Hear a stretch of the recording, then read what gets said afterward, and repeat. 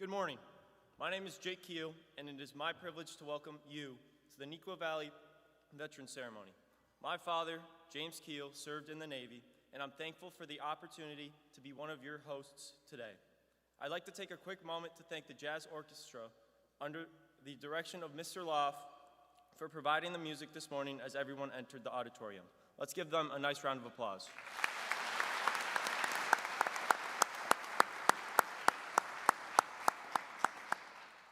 Good morning. My name is David Taiwo. My mother, Herika Fakade, proudly served in the Marines. And I'm so grateful and pleased that I can honor her by being a host this morning. The pictures you saw as you entered the auditorium were of veterans related to Neuqua Valley students. We are grateful for their service. Good morning. I'm Liz Freed. My mom and sister are currently serving, but today I'll be honoring my father, Brandon Freed, who served in the Air Force. In addition to being proud Wildcats, we all have great respect and appreciation for those who have made the admirable choice to serve and defend our country. We're also extremely proud to say that we all have a loved one who has served or is currently serving. Thank you all for being with us here today.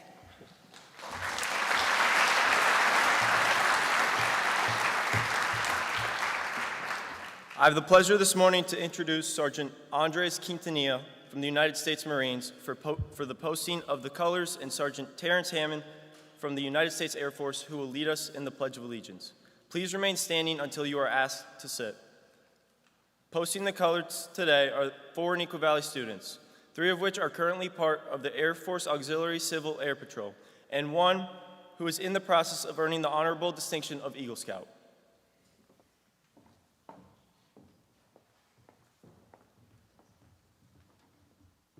Color guard, attention. Forward work, march.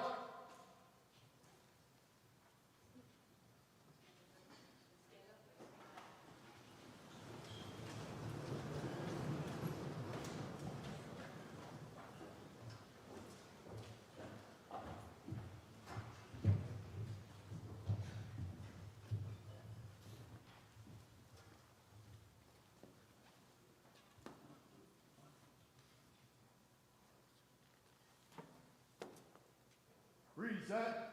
March.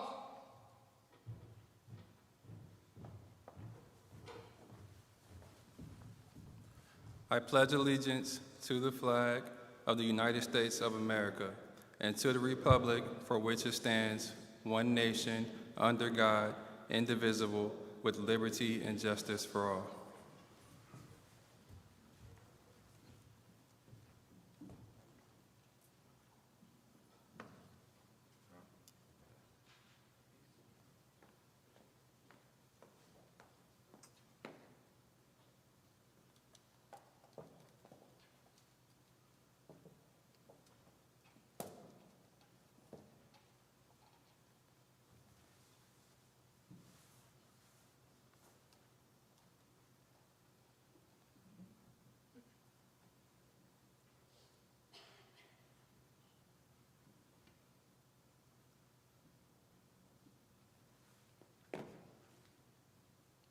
Color guard, dismiss.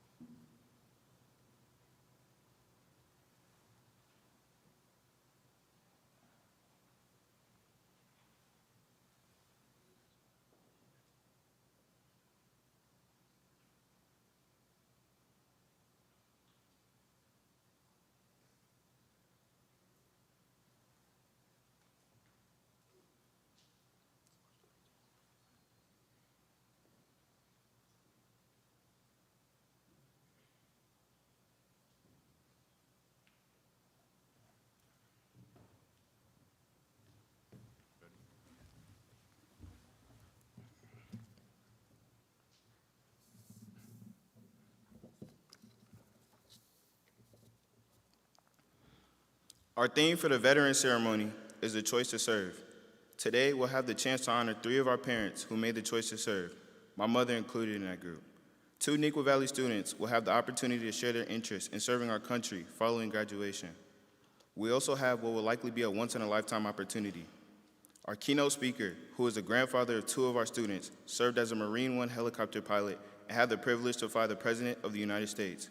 Finally, we'll enjoy some meaningful music from our Neuqua Valley Varsity Choir while we honor through photographs and music in which Neuqua Valley staff and family members who have served. At this time, I would like to welcome my mother, Corporal Herika Fakade, to the stage.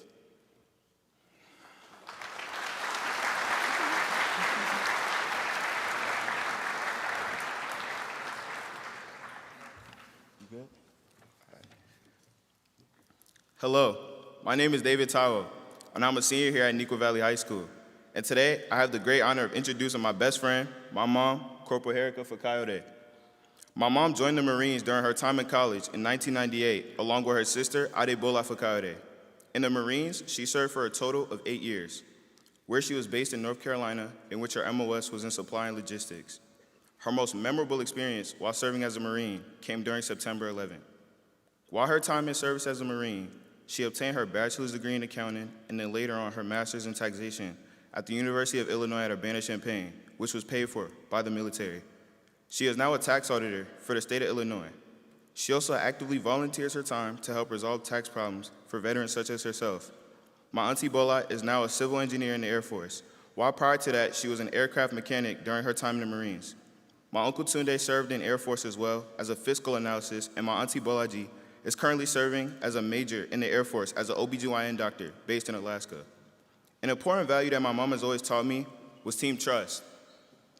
Trusting in my team to do their part for a collective success, a value that I still honor to this day. I'm proud of my mom because she served our country honorably during one of the worst times in our United States history, as well as also being a pioneer in my family for those who wanted to serve and go into military work. I love you, Mom, and I know I don't say this often enough, but thank you for your service.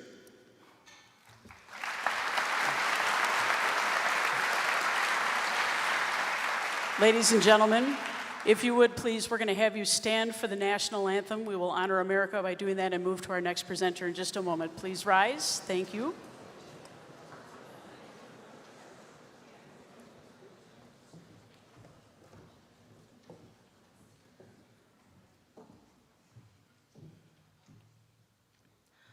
Oh, say, can you see by the dawn's early light what so proudly we hailed at the twilight's last gleaming, whose broad stripes and bright stars through the perilous fight o'er the ramparts we watched were so gallantly streaming, and the rockets' red glare, the bombs bursting in air, gave proof through the night that our flag was still there.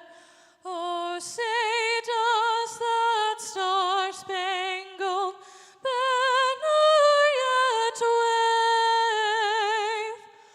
o'er the land of the free and the home of the brave?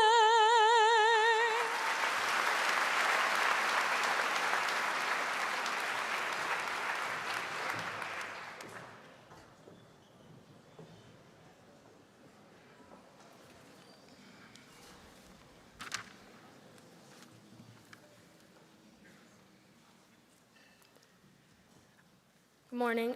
I'm Liz Freed, and I'd like to introduce my father, Brandon Freed.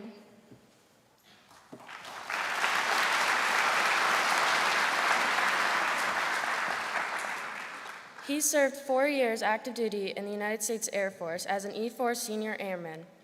My mom, Jeanette Walensky, who's pictured above, served 20 years active duty in the Air Force as an E-8 senior master sergeant.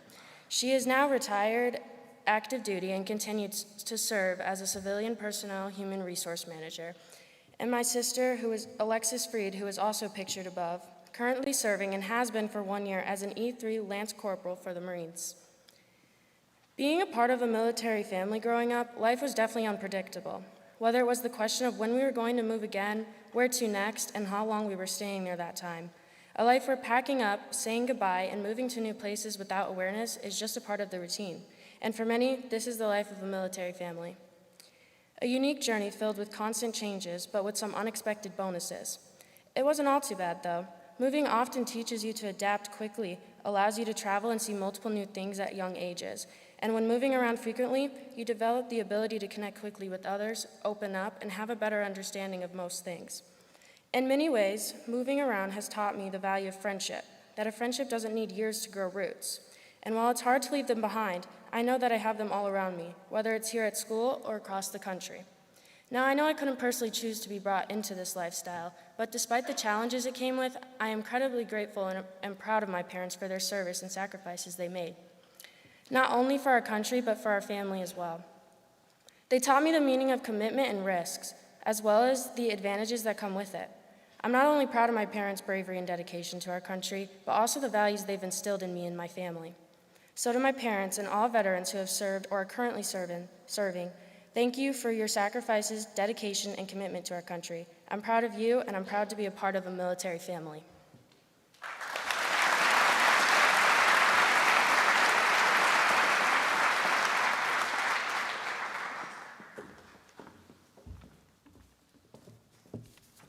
Joining me on stage right now are my sisters, Paige and Grace, and we'd like to introduce our father, Commander James Keel.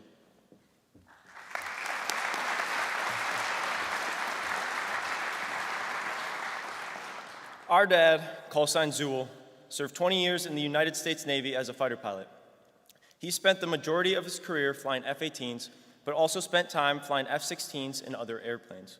Nowadays, he lives a much slower life as an airline pilot for United. He has countless hours in the air in a large variety of aircraft, but it is very well known amongst our family and friends that his favorite years of flying were in the Navy. Having grown up in a small, patriotic town in northern Minnesota, our dad worked as a logger alongside his father, uncles, and grandfather.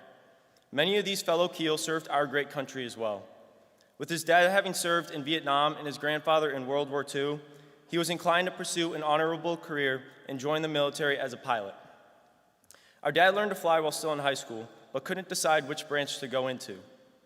As soon as he watched the first Top Gun movie, he knew he wanted to fly fighters for the Navy. He joined the military through ROTC at the University of Minnesota. Upon commissioning as an officer, he started the arduous flight training to become a fighter pilot. He loved his job, but what he loved even more were the people he met. He was immediately inspired by the camaraderie found in his squadrons and units. One of the highlights of my dad's career was his time spent with Top Gun, where he was a student and later on an instructor. He completed 4 deployments on Navy aircraft carriers, racking up a total of 465 carrier landings, with 180 of those landings at night. To this day, other than raising my lovely sisters and I, my dad claims that landing a plane on a moving aircraft carrier in the pitch black over the ocean is the hardest thing he has ever had to do. As kids, my sisters and I were fortunate enough to experience life on military base. We made lifelong friends here and loved running around in a community where every person knew one another, and our biggest worry was having pizza for the 5th time in the same week. My sisters and I still miss the constant noise of the fighter jets flying overhead, a noise that some like to call the sound of freedom. It's the little things like this that made living on base so unique and memorable. To Dad, thank you for sacrificing time away from home and teaching us the importance of standing up for others and believing in something bigger than ourselves. Thank you to all the veterans here and throughout the world, especially those deployed. God bless America.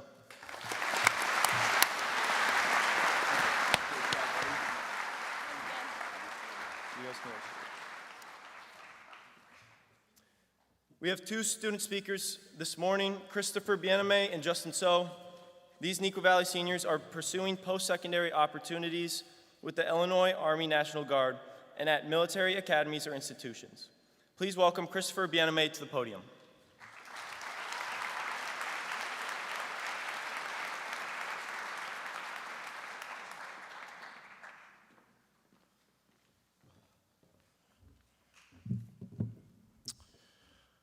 I never thought that I would join the military, let alone at 17. It was not in the plan that I made for myself. And to be completely honest, I made the decision on impulse. It wasn't something I prepared for, and looking back, I wasn't sure if I was ready. But sometimes the best decisions are the ones that force you to step outside your comfort zone. When I first left for basic training, I thought I had some idea of what I was getting into. I was wrong. There were days where we had to run miles on end in full body armor in 90-degree heat, carrying a rifle that seemed to get heavier with each step we took. And I won't forget running for miles on end with a 45-pound backpack, feeling like my legs were going to give out on me. Or trying to sleep in the middle of a storm, completely soaked, wondering why I ever signed those papers in the first place. There were moments where I wasn't sure if I could keep going, but that's when I learned something. I could. Even when I didn't think I had anything left in me, I somehow found a way to keep pushing. And that's what basic training teaches you. That's what life teaches you. It shows you that you're capable of more than you think, even when you feel like you're at your limit. I learned more about myself in those 2 months than I have in the past 17 years of my life. The Army has changed me in ways I didn't expect. It's given me resilience. It's shown me how to work through discomfort and doubt, and how to push through when things get tough. But most importantly, it taught me how to trust myself, even when things seem impossible. For anyone thinking about whether the military or any other challenges for them, I'd say this: it's not just about becoming stronger or more disciplined. It's about discovering what you're made of when things aren't easy. It's about finding out who you are when you're tested. I want to take a moment and thank the veterans in the audience. Your service and sacrifice have paved the way for those of us just starting our journey. You've shown us what it means to honor our commitments and serve your country, and it's an honor to stand before you today. So whether you choose the military or any other path, seek out challenges that force you to grow, because in the end, those challenges shape you into the person you're meant to be. Thank you.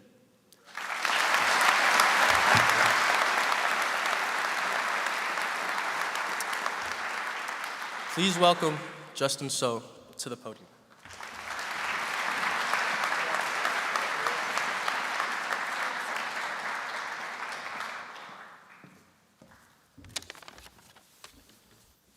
Integrity first, service before self, excellence in all we do. Aim high, fly, fight, win.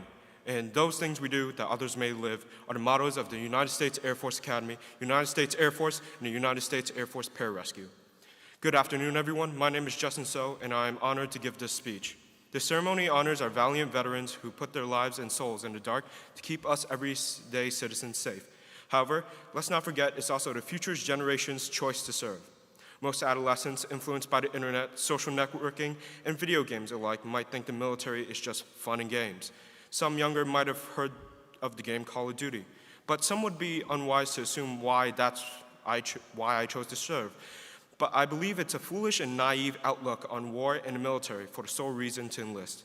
I never had any military influence growing up, although I recently found out my uncle served in Desert Storm with the Air Force, only adding fuel to the fiery passion from his experiences and wisdom. My choice to serve purely comes down to the idea of brotherhood, to be able to click with someone, to have a bond that would last a lifetime, to click with someone instantly just from a similar shared past. My brothers for life, Jacob Brown and Christopher Sullivan, also inspired my choice to serve, where both are currently serving in the United States Marine Corps, although one is still in boot camp. Just based on their presence in my life and their passion for the military for that sole reason led me down this path for life.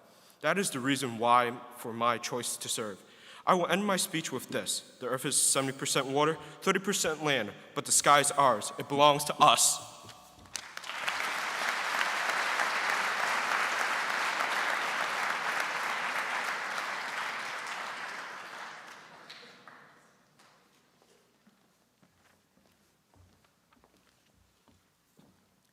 Ladies and gentlemen, students, and esteemed guests, my name is Madeline Harp, and this is my brother, Hudson.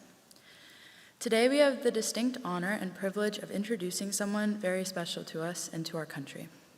A man who has not only served with significance, but has also proved our family with countless stories, some of which are more embarrassing than others.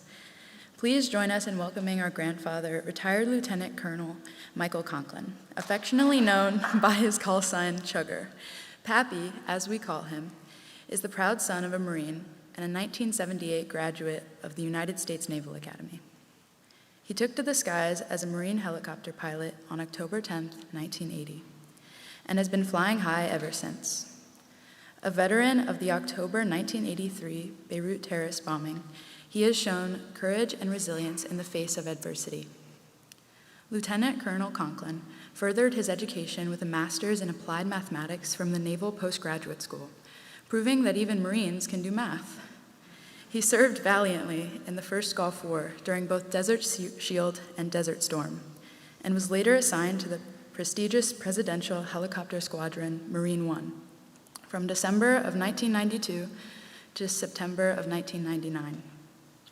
With over 3,600 accident-free flight hours, he has flown some of the most important people in the world, including the President of the United States and the Pope.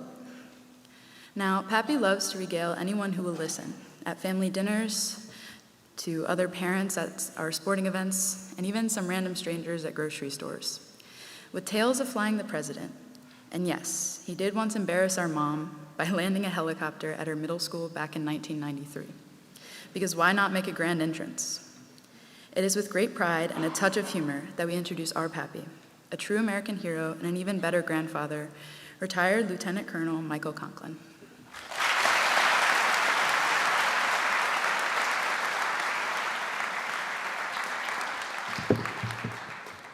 Look, I'm a Marine, and you have to adapt and overcome. I came out of the restroom, and this is what happened to my button on my sport coat. So you got to fess up. You got to tell people what's going on.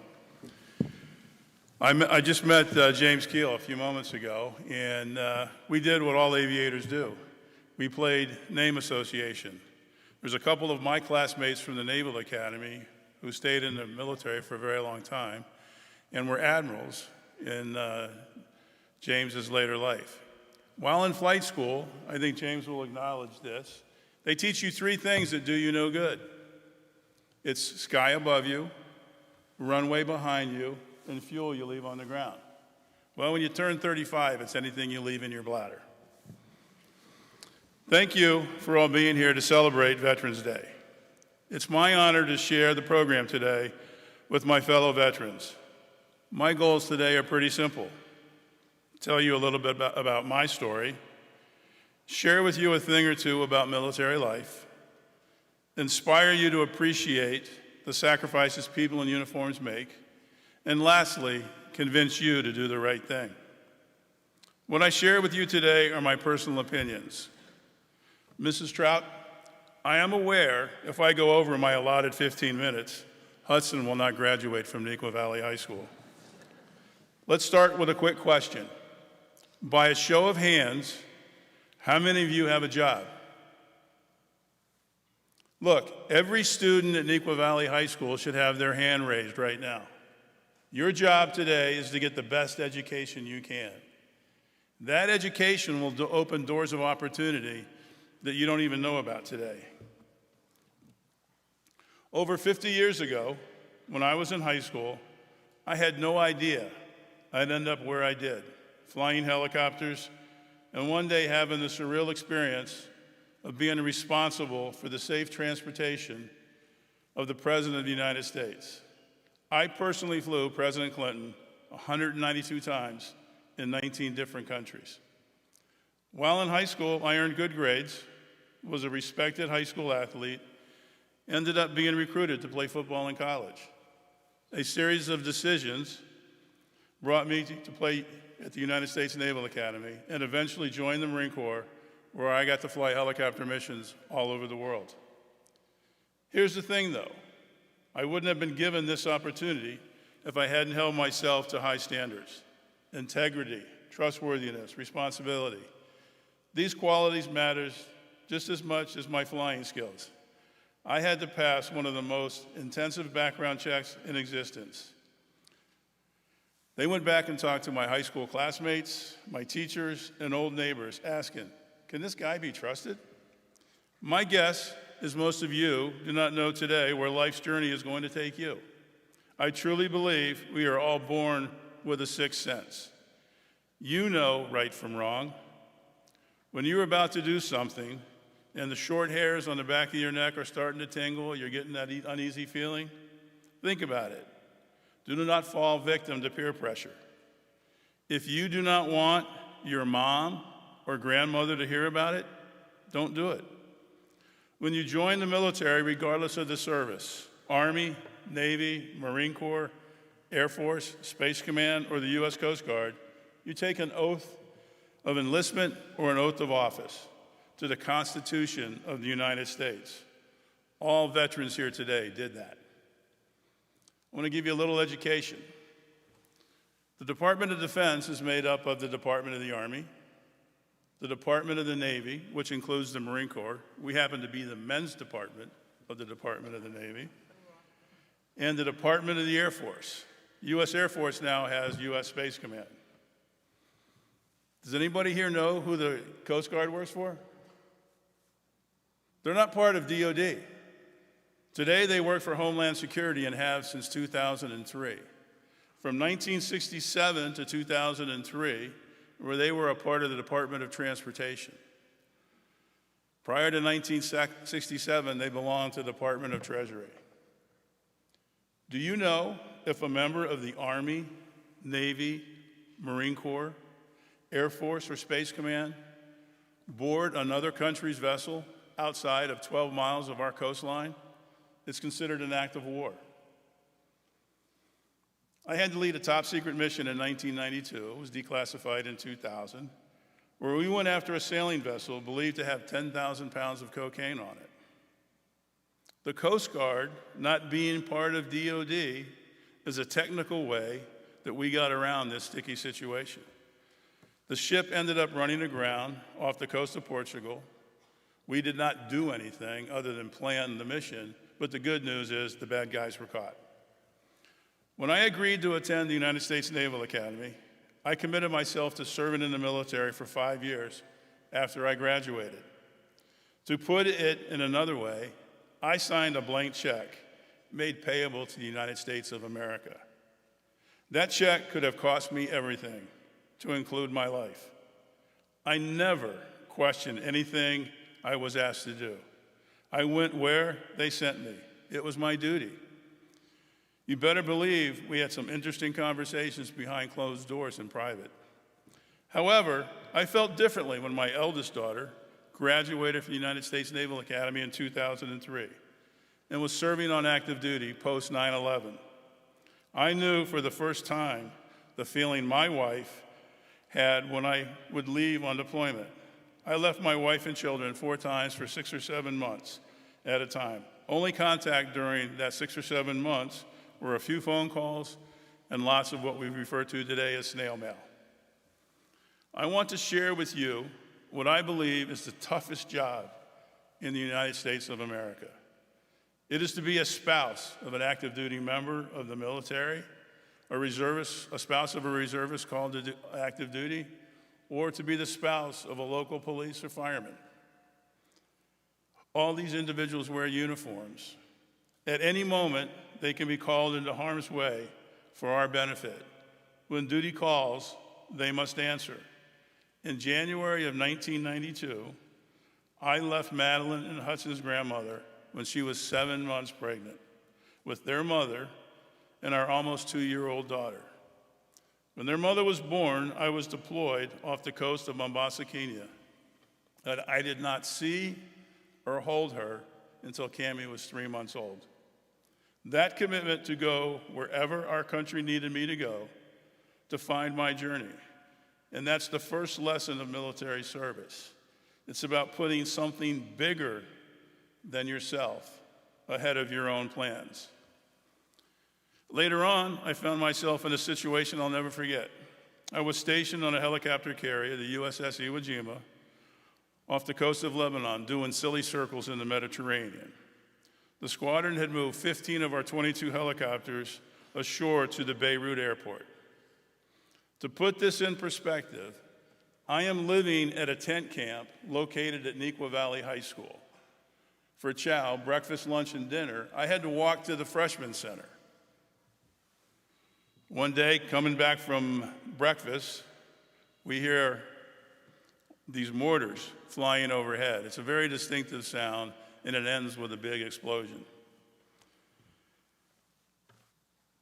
A couple of Marines and I jumped into the closest foxhole. Trust me, when mortars are going over your head, it gets your attention. In moments like this, your instincts kick in, and you remember every piece of your training.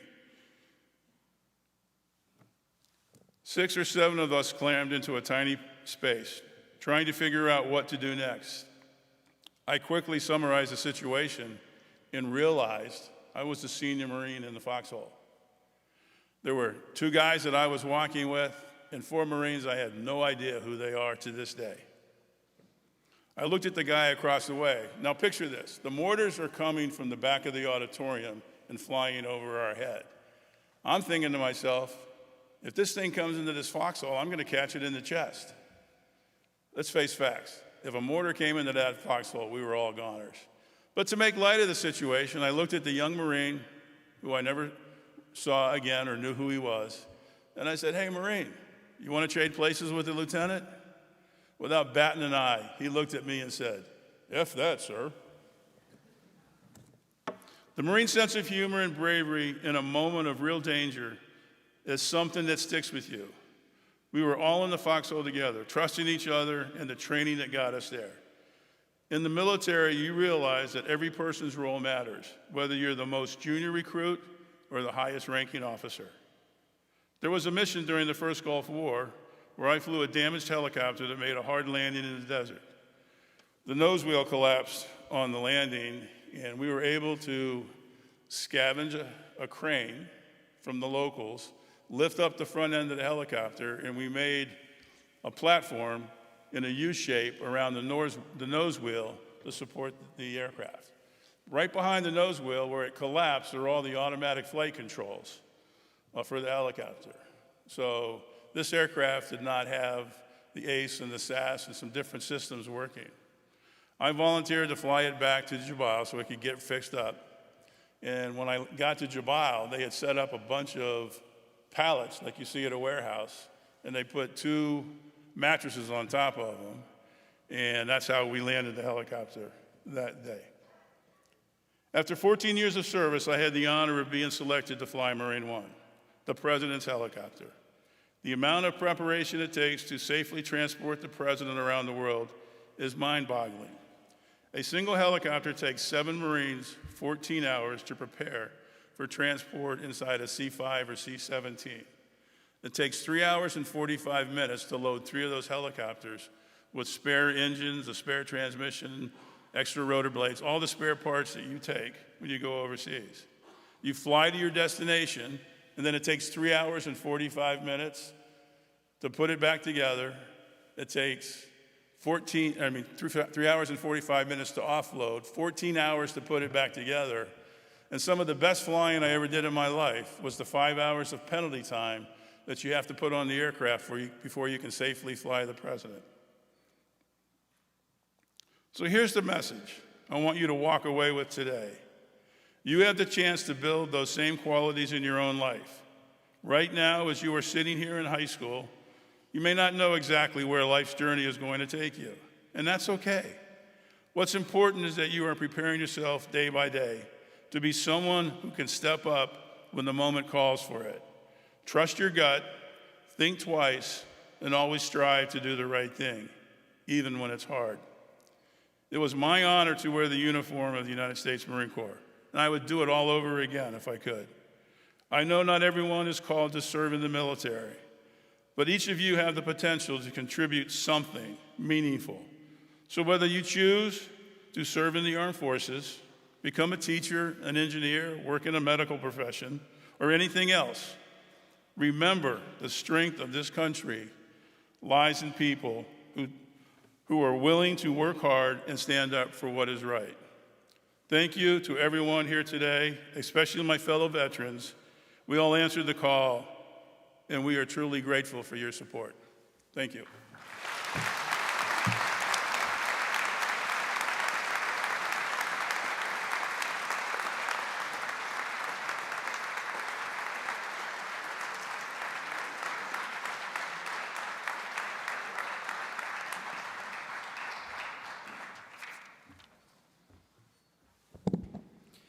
Outstanding message. Thank you, Lieutenant Colonel Conklin. Thank you so much for sharing some of your story with us today. Throughout our history of our country, storytelling has been a powerful tool for shaping our identity and understanding of our shared experiences. It's through stories like these that we pass down our values, our struggles, and our triumphs. At this time, we would like to recognize active members of our armed forces who were able to join us today and participate in our ceremony.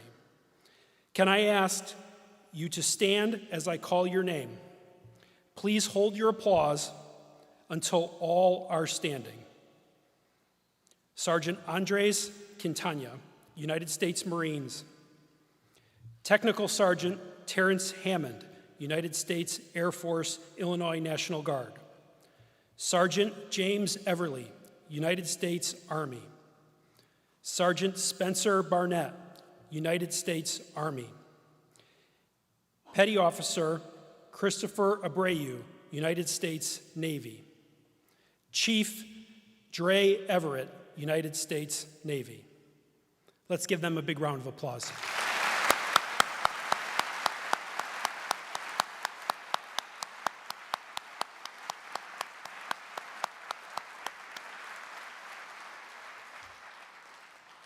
We thank you and we appreciate your service.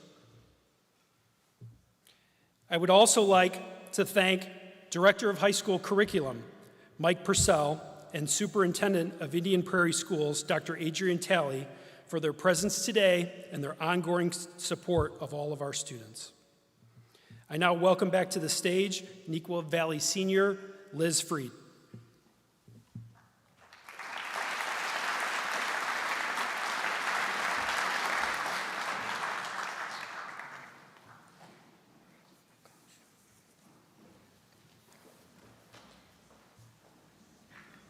At this time, I'd like to introduce the tenors and basses from our Neuqua Valley varsity choirs. They will be singing Who Are the Brave?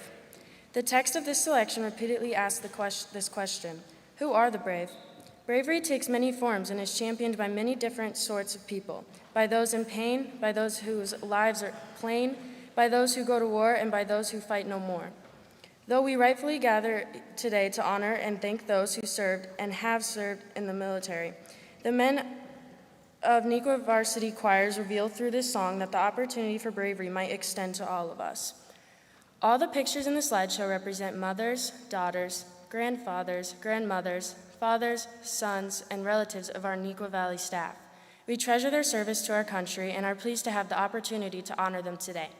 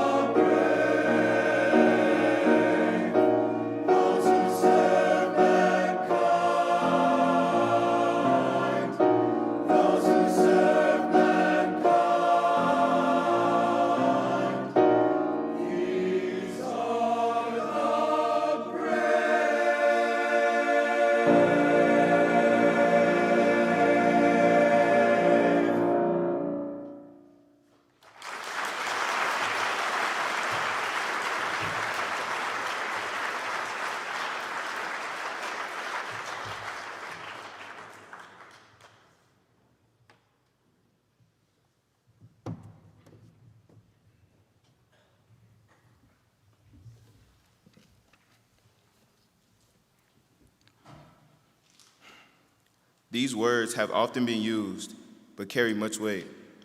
The price of freedom is high. We cannot afford to forget those willing to pay for it. Today we celebrate American veterans for keeping this nation the land of the free and the home of the brave. When you see a veteran, take the time to thank them for serving our country. Thank you all for being here today. Would you please rise as we retreat the colors?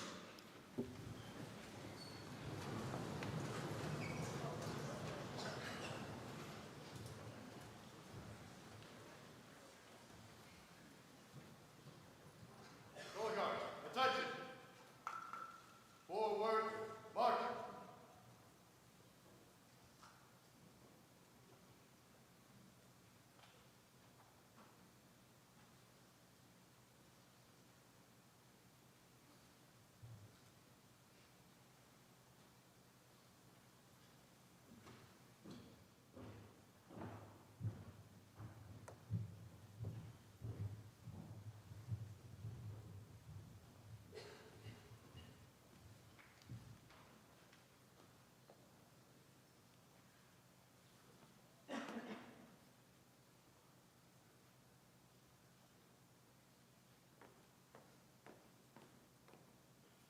Color guard, prepare to retrieve the colors. Retrieve the colors.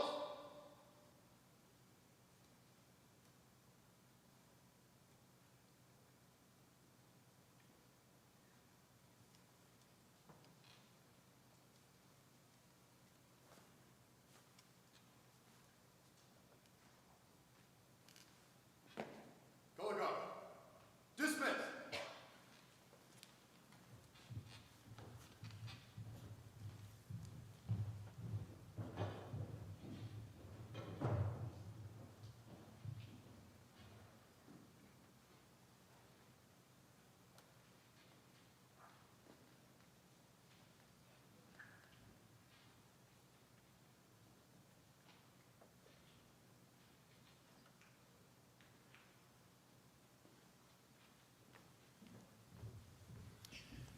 Thank you all for being a part of our Veterans Ceremony.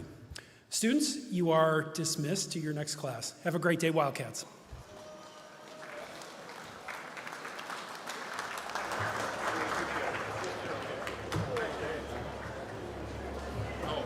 Nice job, bud. Sorry for the confusion. No, it's okay. Yeah, they were supposed to announce you, so yeah, that's what